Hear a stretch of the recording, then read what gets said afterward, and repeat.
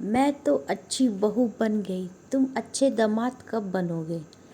दीपाली की शादी के दिन ही उसके पति मुकेश ने उसे कह दिया, हमारे यहाँ तुम पर किसी भी तरह की कोई बंदिश नहीं लगाई जाएगी, ना खाने पहनने पर, ना घूमने फिरने पर और किसी तरह की। बस तुम्हें एक ही बात का ध्यान रखना है, अपने सास ससुर यानी मेरे मम्मी पापा को बहुत आदर मान देना है। उनकी किसी बात का प्रतिरोध नहीं करना है, ना उनसे बहसबाजी करनी है, ना उन्हें पलटकर जवाब देना है। अगर इस बात का ध्यान रखोगी तो हमेशा सुखी रहोगी। वैसे मेरे मम्मी पापा दोनों ही बहुत सीधे और सरल स्वभाव के हैं। तुम पर किसी तरह की कोई पाबंदी नहीं लगाएंगे और ना कोई रोक टोक ही करेंगे। बस इतना ध्यान रखना, मेरे मम्मी पापा का अनादर मैं सहन नहीं कर सकता। दीपाली चुपचाप पति की बातें सुनती रही, मन ही मन सोचने लगी, अगर किसी तरह का कोई प्रतिबंध नहीं, कोई रोक टोक नहीं, तो वह क्यों किसी से बहसबाजी करेगी। उसे खुशी हुई कि पति ने बात को स्पष्ट कह दिया, किसी गलत फहमी में नहीं रखा।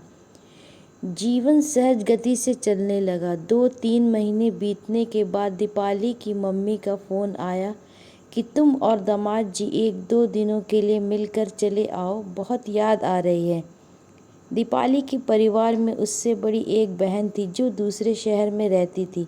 दीपाली की शादी उसी शहर में हुई तो माँ बाप को भी अच्छा लगा कि हम कम से कम एक बेटी तो उनके करीब रहेगी। दोनों बेटियों को उन्होंने शादी में हर संभव दहेज दिया था। उनकी आर्थिक हालत अच्छी थी, इसलिए बेटी दामाद की आवभगत और लेन देन में भी कोई कसर नहीं छोड़ते थे। अगले हफ्ते दीपाली और मुकेश उनसे मिलने गए। मुकेश ने कहा कि वह रात को वापस चला जाएगा, लेकिन दीपाली 2 दिन रुकेगी। अगले दिन मुकेश फिर से उसे लेने आ जाएगा। उन्होंने भी दामाद की बात को स्वीकार कर लिया। दीपाली की मम्मी ने बेटी दामाद के लिए बहुत बढ़िया खाना बनाया। बेटी की पसंद के साथ साथ दामाद की पसंद भी पूछकर उस हिसाब से तरह तरह के व्यंजन बनाए तथा बड़े प्यार के साथ उन्हें परोसा। इतने दिनों के बाद मम्मी के हाथ का बना खाना खाकर दीपाली तो तृप्त हो गई। हर चीज़ की तारीफ किए जा रही थी, जबकि मुकेश चुपचाप खाना खा रहा था। 1-2 बार दीपाली ने पूछा भी, क्या आपको खाना पसंद नहीं आया, तो मुकेश ने नहीं तो अच्छा है कहकर बात ख़त्म कर दी। अगले दिन रात को मुकेश दीपाली को लेने के लिए आया। सभी ने मिलकर भोजन किया। उस दिन भी दीपाली की मम्मी ने विशेष रूप से दामाद के लिए नए व्यंजन बनाए थे, लेकिन मुकेश ने खाने के बारे में एक शब्द भी नहीं कहा।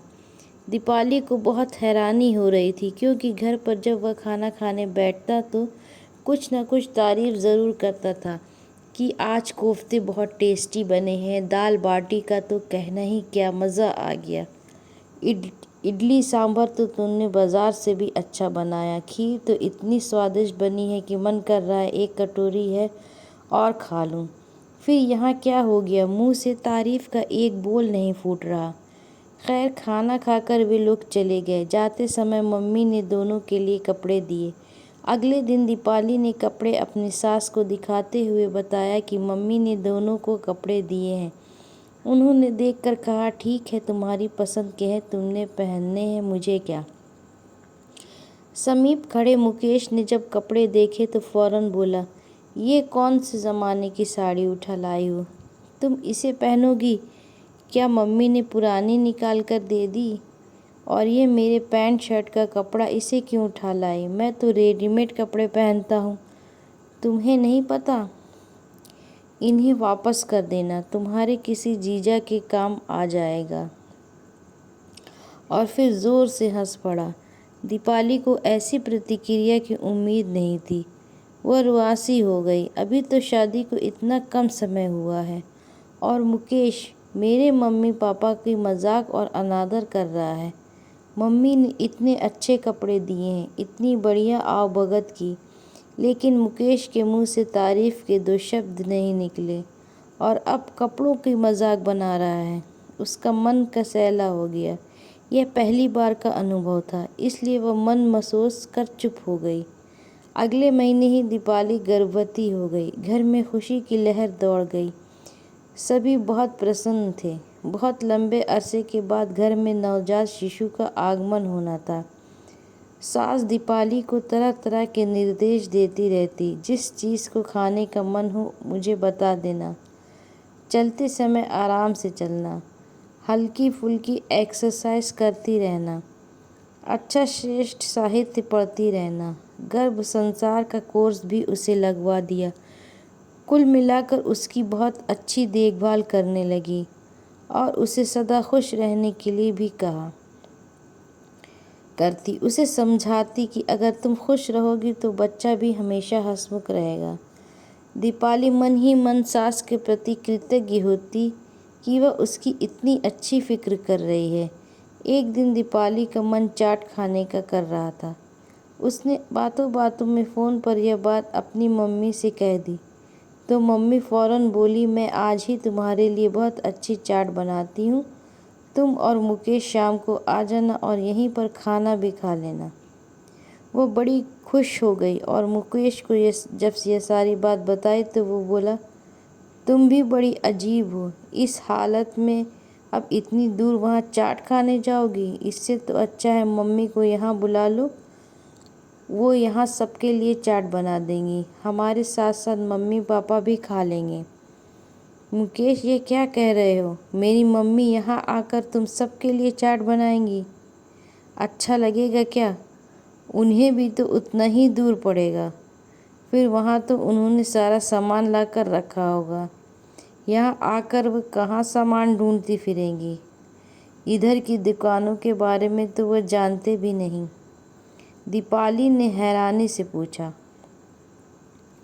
इसमें अच्छा बुरा लगने की क्या बात है? अपनी बेटी के लिए तो माँ कुछ भी करती है, यहाँ तो सिर्फ चाट बनाने की बात कही तो तुम्हें बुरा लग गया। क्या चाट ही तो बनानी है, ना कोई पहाड़ तोड़ने हैं के लिए तो नहीं कहा। आखिर बेटी वाले हैं तो बेटी की खुशी के लिए इतना सा काम करने में क्या तकलीफ होगी। मुकेश के कहने का लहजा कुछ व्यंग्यात्मक और अहंकार से भरा था, इसलिए दीपाली का मूड ख़राब हो गया। उसने मम्मी को फ़ोन करके कह दिया कि आज वे नहीं आ पाएंगे, फिर किसी दिन आकर चाट खा लेंगे। दीपाली को महसूस होने लगा था कि मुकेश उसके मम्मी पापा का आदर नहीं करता, बल्कि किसी न किसी तरीके से मजाक, व्यंग्य, बाढ़ छोड़ने और अनादर करने का मौका नहीं छोड़ता।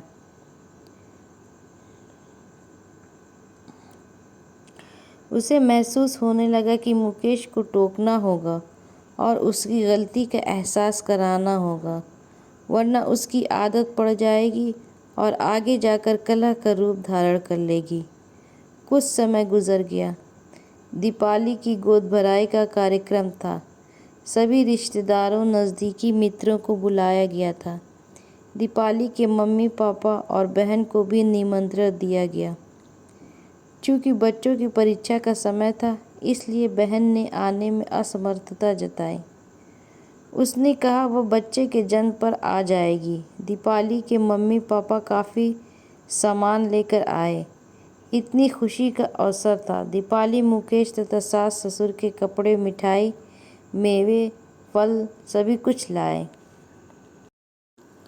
दीपाली ने मम्मी को बताया था कि मुकेश को बेसन के लड्डू बेहद पसंद है, सो उन्होंने लड्डू तो बनाए ही लगे, हाथ मटरी शक्करपारे भी बना डाले।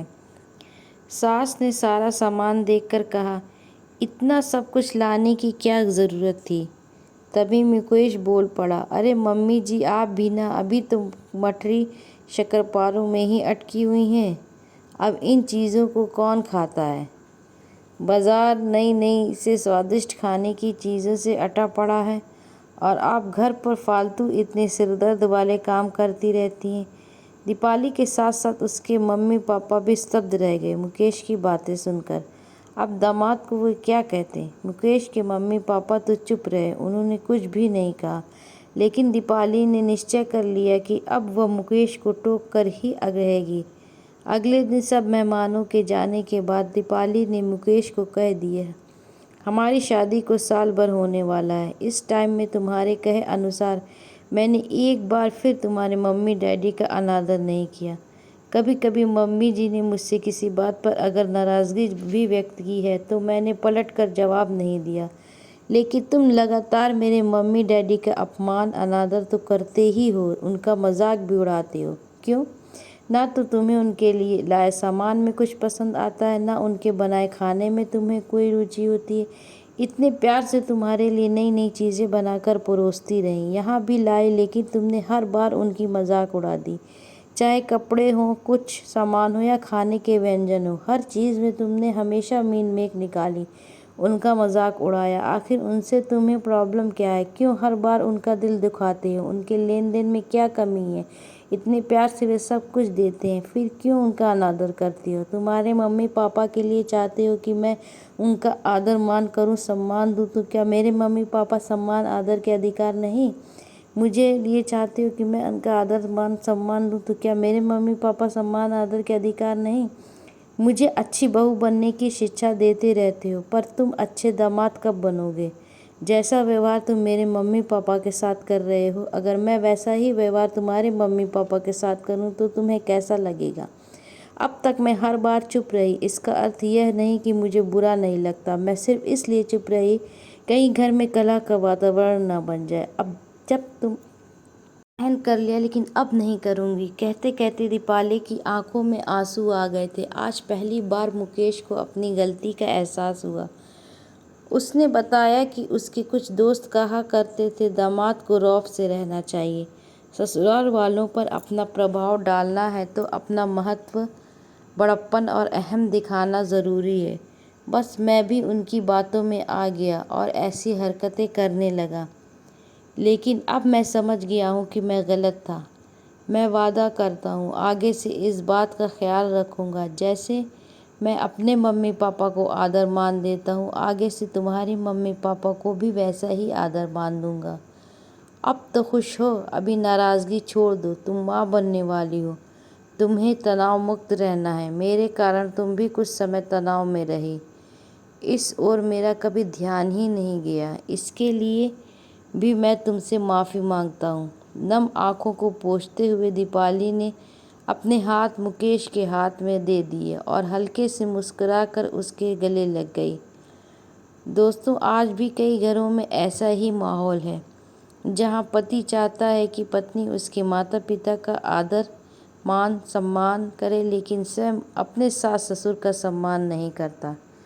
दीपाली ने क्या सही किया? आपका क्या ख्याल है? अगर आपको कहानी पसंद आए तो कृपया इसे लाइक, कमेंट और शेयर करें तथा मुझे फॉलो भी करें। प्लीज़ चैनल को सब्सक्राइब करें, प्लीज़ प्लीज़ प्लीज़।